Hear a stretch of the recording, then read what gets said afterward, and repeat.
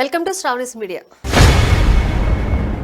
YCP మాజీ MP Vijayasai Reddy రాజకీయ ప్రయాణం ఎటువైపు అనేది ఇప్పుడు పొలిటికల్ సర్కిల్లో వినిపిస్తున్న ప్రశ్న.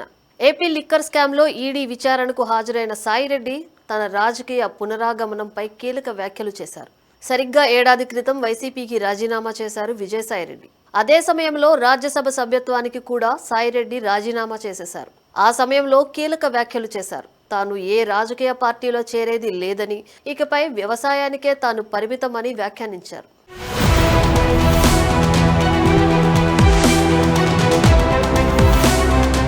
వైసీపీలో ఒక దశలో నెంబర్ 2 స్థానంలో నిలిచిన వ్యక్తి విజయసాయిరెడ్డి.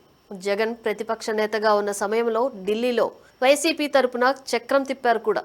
సాయిరెడ్డి ఢిల్లీ పెద్దల దగ్గర చాలా మంచి పలుకుబడి ఉంది.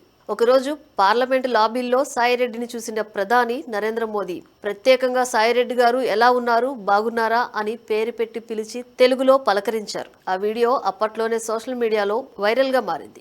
అప్పట్లోనే సాయిరెడ్డి పలుకుబడి గురించి, లాబీయింగ్ గురించి పెద్ద ఎత్తున చర్చ నడిచింది కూడా.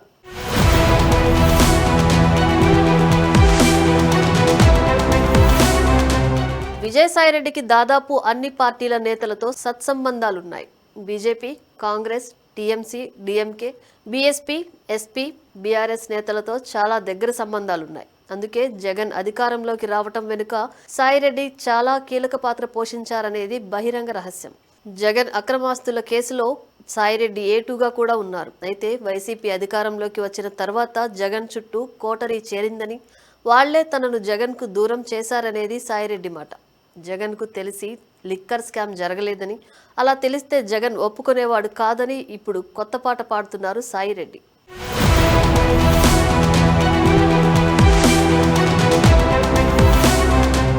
ఈడీ విచారణ అనంతరం సాయిరెడ్డి చేసిన పొలిటికల్ రీ ఎంట్రీ కామెంట్లు ఇప్పుడు హాట్ టాపిక్ గా మారాయి. తాను రాజకీయ రిటైర్మెంట్ ప్రకటన చేసి ఏడాది అయ్యిందని, భవిష్యత్ ప్రణాళిక త్వరలో ప్రకటిస్తా అన్నారు. తిరిగి రాజకీయాల్లోకి వస్తా అన్నారు కూడా.